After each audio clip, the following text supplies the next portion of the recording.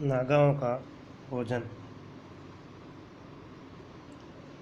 नागा लोग का सर्वप्रथम भोजन चावल है। इसके साथ ही ये लोग दाल, मांस, मछली, कंदमूल, फल, साग सब्जी भी खाते हैं। मांस भी इनका प्रिय भोजन है, जिसे ये लोग जंगली जानवरों का शिकार करके प्राप्त करते हैं।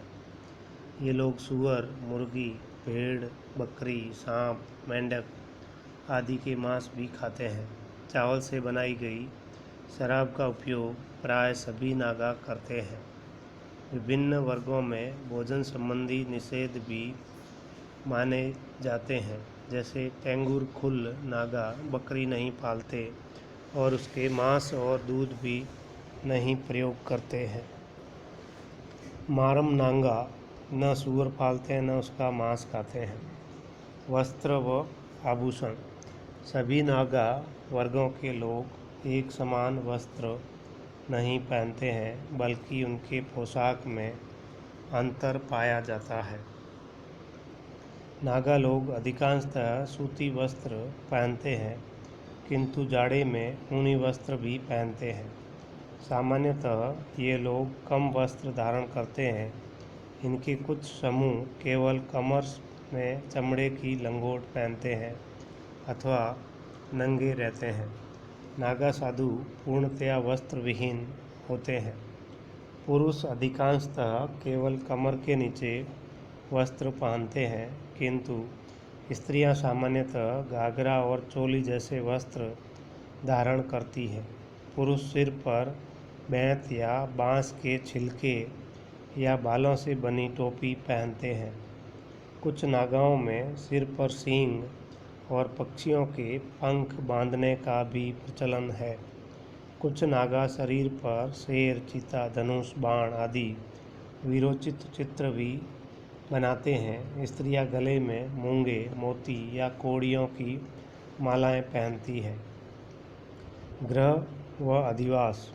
नागा लोगों की बस्ती ऊंची भूमि और पहाड़ी कटकों पर बसाई जाती है, जिसके चारों ओर कृषि योग्य भूमि और किसी स्थायी जल स्रोत की उपस्थिति आवश्यक होती है। नागा के गृह घास तथा पत्ती वाले छप्पर के बने होते हैं और एक औसत गांव में 200 से 250 घर पाए जाते हैं। ये छप्पर लकड़ी के मजबूत खंभों तथा पाइन के सहतीरों पर टिके होते हैं। बहुधा दो दो छप्परों से निर्मित ये छप्पर नीचे की ओर भूमि तक बनाए जाते हैं। प्रत्येक गृह में सामान्यतः आगे और पीछे की ओर क्रमशः बड़ा और छोटा द्वार बनाया जाता है। लकड़ी के लट्ठों से निर्मित कोठेदार गृह में ऊपर से लोग स्वयं रहते हैं और नीचे पशुओं को बांधते हैं। गांव के मध्य में मुखिया का घर होता है। शत्रुओं तथा जंगली हिंसक पशुओं से सुरक्षा के लिए गांव के बाहर 4 दीवारी बनाई जाती है, जिसमें प्रवेश के लिए एक ही मार्ग छोड़ा जाता है। सामाजिक संगठन। अधिकांश नागा जातियों में सम्मिलित परिवार प्रथा पाई जाती है और पुरुषों तथा स्त्रियों के कार्य प्राय बंटे हुए होते हैं। पशुओं का आखेट केवल पुरुष करते हैं, लेकिन कृषि कार्यों में खेत पर स्त्रियां भी पुरुषों के साथ काम करती हैं। कपड़े बुनने और सिलने का काम सामान्यतः स्त्रियां करती हैं। भोजन पकाने की जिम्मेदारी भी स्त्रियों की होती है। एक गांव में एक मुखिया होता है, जो प्राय वंशानुगत होता है, किंतु उसका बहादुर होना अनिवार्य माना जाता है। उसे सभी प्रकार के सामूहिक निर्णय लेने का अधिकार होता है और वही पारिवारिक या सामाजिक विवादों का निपटारा भी करता है।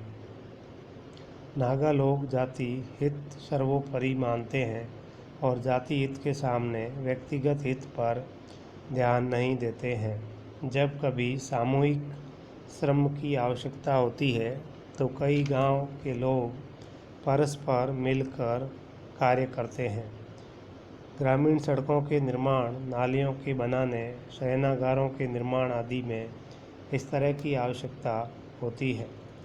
प्रत्येक नागा ग्राम में एक विशाल शयनागार बनाया जाता है जहां रात्रि में गांव के सभी अविवाहित युवक विश्राम करते हैं। इसे मोरंग कहते हैं। इस शयनागार में युवतियों का प्रवेश निषिद्ध होता है। यह नागाओं की सांस्कृतिक गतिविधियों का केंद्र होता है जहां नागा युवकों को उनके जीवन कर्तव्यों के बारे में शिक्षा और प्रशिक्षण की व्यवस्था होती है। यहाँ वरिष्ठ व्यक्ति युवकों को अपने पूर्वजों के द्वारा किए गए महान कार्यों से अवगत कराते हैं और अपनी परंपराओं की रक्षा के लिए तैयार करते हैं। आक्रमण आदि से संबंधित योजनाएं इन्हीं शयनागारों में ही तय की जाती है। मोरंग शयनागार के अंदर दीवारों के सहारे सोने के लिए ऊंची ऊंची बेंच बनी होती है और फर्श पर भोजन बनाने के लिए चूल्हे बने होते हैं। मोरंग के सामने 16 बाई 7 मीटर का चबूतरा होता है जिस पर बैठकर युवक परस्पर बातें करते हैं। बहुत से नागा गांवों में अविवाहित युवतियों के लिए भी अलग शयनागार बनाए जाते हैं। शयनागारों में पूर्वजों के शिल्प, मूर्तिकला, संगीत, नृत्य आदि विविध कलाओं का प्रशिक्षण भी दिया जाता है। कोन्यक नागा शयनागारों के निर्माण में सर्वाधिक कुशल होते हैं। यूरोपीय मिशनरियों के प्रभाव से नागाओं की यह प्रथा अब धीरे धीरे खत्म हो रही है। विवाह प्रथाएं। नागाओं में विवाह की 2 प्रथाएं प्रचलित है जो यहाँ के भौतिक तथा सामाजिक पर्यावरण से प्रभावित है। पहले प्रकार का विवाह उत्सव सहित होता है। इसमें वर पक्ष लड़की ढूंढता है और शुभ तिथि का विचार करके लड़के लड़की का विवाह होता है। वर पक्ष विवाह के उपलक्ष्य में वधू पक्ष को उपहार या दहेज देता है। संभ्रांत व्यक्तियों में इसी प्रकार का विवाह प्रचलित है।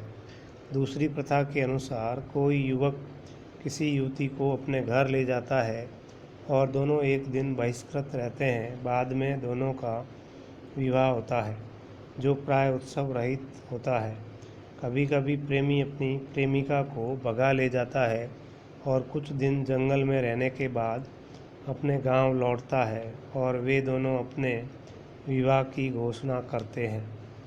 किसी युवक को तब विवाह के योग्य समझा जाता है जब वह कई मानव सिर काटकर लाने में सफल हो जाता है। एक अन्य प्रथा के अनुसार विवाह योग्य युवक और युवती की सगाई के पश्चात युवक को युवती के माता पिता के घर रहकर सामान्यतया 1 वर्ष या कुछ महीने सश्रम काम करना पड़ता है और गृहस्थी वहन करने के योग्य पाए जाने पर विवाह संपन्न होता है। इनमें विवाह पूर्व यौन संबंध प्रतिबंधित नहीं होते हैं। नागाओं में विधवा विवाह प्रचलित है जो अधिकतर परिवार के किसी व्यक्ति से होता है। अंगामी नागा अपनी जाति में ही विवाह संबंध करते हैं। मनोरंजन। उन्मुक्त जीवन व्यतीत करने के कारण नागा संगीत और नृत्य के प्रेमी होते हैं। ये लोक नृत्य और लोकगीत से मनोरंजन करते हैं। ये लकड़ी से बने सरल वाद्य यंत्रों जैसे ढोल आदि का प्रयोग कर नागा लोग कई प्रकार के खेल भी खेलते हैं जो घर के अंदर तिरहुच नामक और बाहर वीरोचित और स्वास्थ्यवर्धक खेल होते हैं। नागाओं का स्वभाव। नागा एक युद्ध प्रिय जाति है और नागाओं का संपूर्ण जीवन युद्धमय होता है। नागाओं में नरमुंड काटने की प्रथा बहुत पुरानी है। ये लोग किसी को मार डालने अथवा स्वयं मारे जाने से भयभीत नहीं होते हैं। इनके समाज में उस व्यक्ति को विशेष सम्मान दिया जाता है जो अपने शत्रु का सिर काट कर ले आता है। दो शत्रु दलों में बदला लेने का दौर तब तक बंद नहीं होता जब तक काटे गए सिरों की संख्या समान न हो जाए। ये लोग भूत प्रेत और जादू टोने में भी अटूट विश्वास रखते हैं। समृद्धि या कार्य की सिद्धि के लिए इनमें नर बलि और पशु बलि भी चढ़ाने की प्राचीन परंपरा चली आती है। नागाओं में यह अंधविश्वास है कि जीवन शक्ति की कमी को जीवन तत्व के स्थानांतरण से पूरा किया जा सकता है। इस अंधविश्वास के कारण ही नागाओं में नर मुंड पाने की प्रबल इच्छा पाई जाती है।